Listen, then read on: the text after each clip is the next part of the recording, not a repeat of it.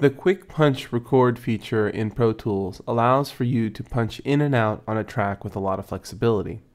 I've got a small funk vamp here that I'll be recording some chords over with my guitar. Let's take a listen.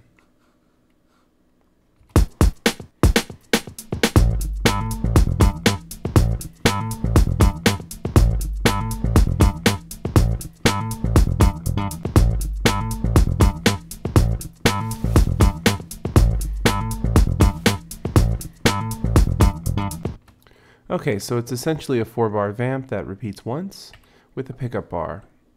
So let's set a record area, make sure link timeline and edit selection is enabled.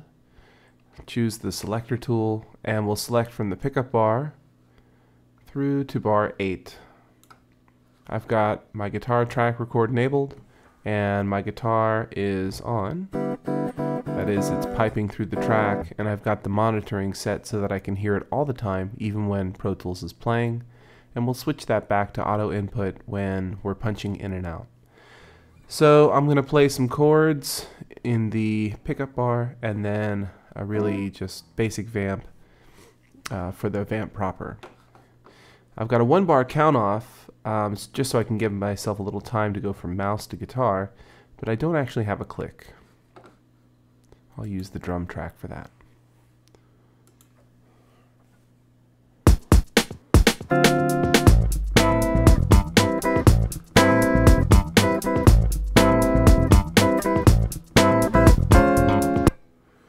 Okay, so there's one pass.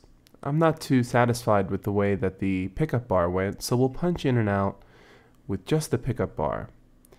So first let me switch the monitoring, because when you punch in and out you're going to want to hear the pre-roll and the post-roll. That is the amount played before you start punching in and the amount played after you start punching in. So we'll do track, auto input monitoring. Let's set a pre-roll and post-roll by clicking on those buttons on the transport. That brings up these green flags here in the timeline. You can adjust the flags to adjust the amount of pre-roll, that's the one on the left, and post-roll, the one on the right. Now I'm just going to listen to the pickup bar. Okay, and then to hear just the selection, hit the back bracket.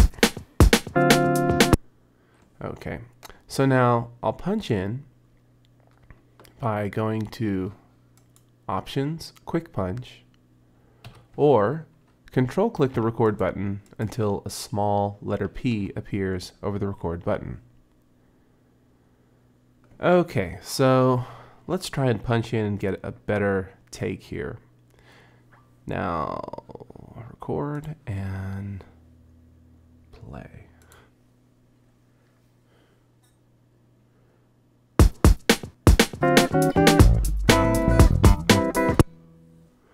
Okay, so I got some chords. That sounds a little bit better.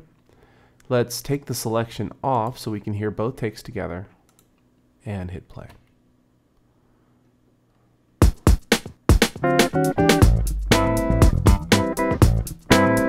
Okay, so I'm more satisfied with that particular punch.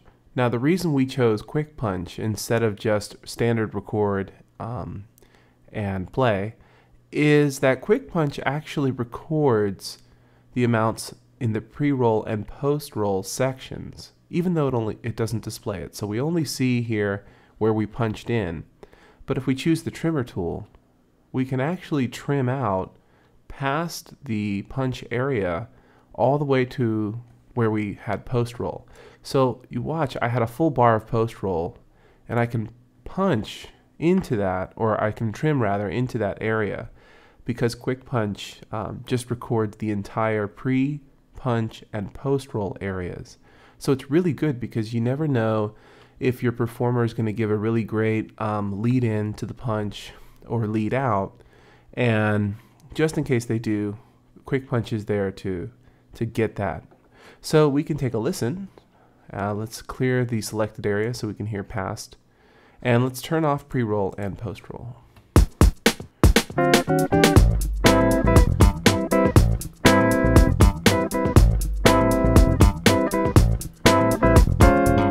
And that's great. It gave me a nice smooth transition between the two different takes, and then later, of course, I would go back and edit it a lot finer to get a better performance.